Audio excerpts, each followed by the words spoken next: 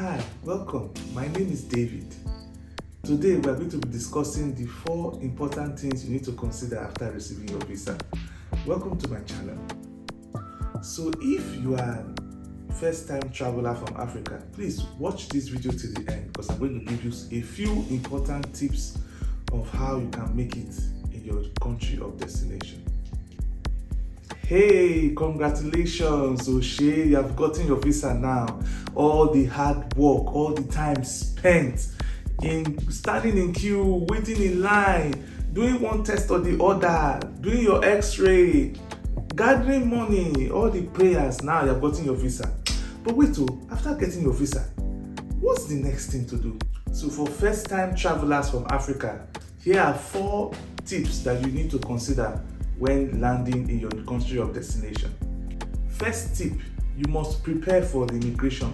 So don't think that because you have your visa now, you have a free entry to the country. No, you have to prepare properly to answer questions from immigration, because sometimes if you don't answer the questions correctly, you might be sent back to your country. So it's very important, if you're a first-time traveler, to listen to these tips. The first questions immigration officers like to ask first-time traveler is 1. Why are you here? Why are you visiting? Or why are you coming to my country? So your answer must correspond to what is in your visa. Make sure you don't answer something different. Take for example, you are a student going to study, maybe probably in Europe, in the UK, and the immigration officer asks you, why are you here? Please don't tell the immigration officer that you want to come and work.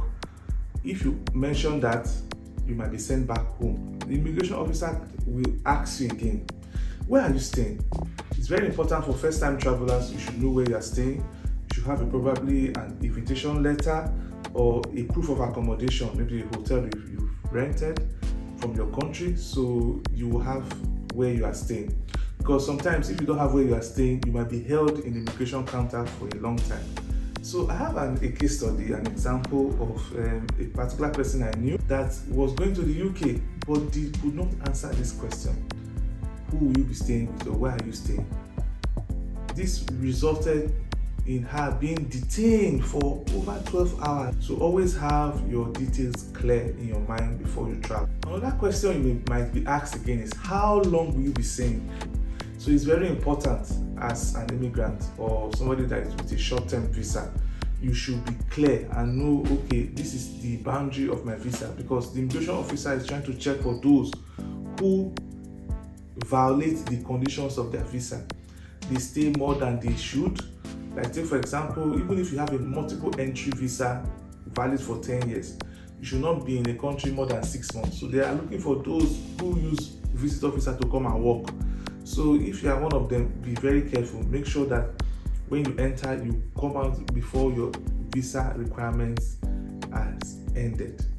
Another funny question again that you might be asked is, how much do you have? How much are you going to spend? What is your expenses? How much do you have? It's very important to give a definite answer, because the immigration officer wants to know if you can cover the expenses or you want to come and seek asylum in their country. So always have a bit of cash and always have a proof of where you are staying.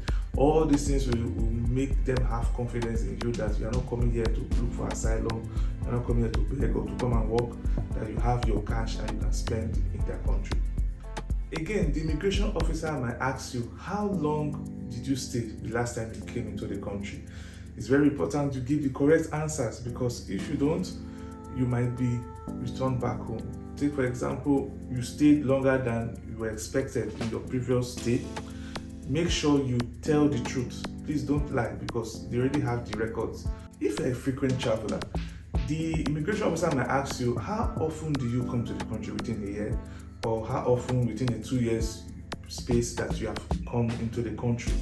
This is to track those that misuse their visa validity, probably to come and start working in the country. So you have to be very careful when you answer this question. Be truthful and give evidence why you are a frequent visitor to the country. The immigration officer might ask you, have you been vaccinated, maybe yellow fever, COVID. It's very important you ask your airline or when you're getting your visa to know what are the criteria that you need. Probably you might do a tuberculosis scan for tuberculosis. So all these things are necessary before you can have an entrance. If you don't have some of these documents, you might be delayed at the airport. Another top tip you need to know when you have gotten your visa is, please, your visa details is on a need to know basis. Please don't start going on social media and start ranting that yes, you have gotten your visa, hallelujah, or start calling your friends, Belumi, David, that I have my visa now. Please, because many things can go wrong from getting your visa and traveling. So just keep everything calm. If somebody asks you, okay, what's your visa status, you say everything is going well, don't give details until you travel. And please, those that travel and they don't tell you, please don't take offense. If somebody travels and doesn't tell you, please don't take offense, because that is the rule of the game. Because it's one thing to get your visa, it's one thing to actually travel abroad. Don't miss this opportunity. Another thing to consider again is, please keep your passport safe. Go and get a passport folder to put your passport inside. So to keep your passport safe, get a passport case. Take for example, you can see this case, put your passport inside. To avoid damage or tear, get a passport folder when you're keeping it at home. So it's very important so that nothing will happen to your passport. Also, you can also get bags when you're on transit. You can get a purse. You can also carry this kind of bag when you're in transit and put your passport in it. Make sure you put your passport inside your bag and it's always with you, so you don't lose your passport. The most important thing you have as a traveler is your passport. It's not money, it's not property. Your passport. Without your passport, you cannot move. Try as much as possible to use other forms of identity when you are traveling. Don't use your passport all the time to make sure it is safe. Make sure you know where your passport is at all times. And when using courier to transit your passport probably to the embassy and back, always use renowned logistics company like DHL, FedEx, UPS. Don't use local logistics company. Don't use your friend to transport your passport. Another key thing you need to know is, please don't help strangers, particularly in the airport, to come and carry load that, please help my brother, give my brother this bag. Anybody you know, please make sure you know the content of what you are carrying.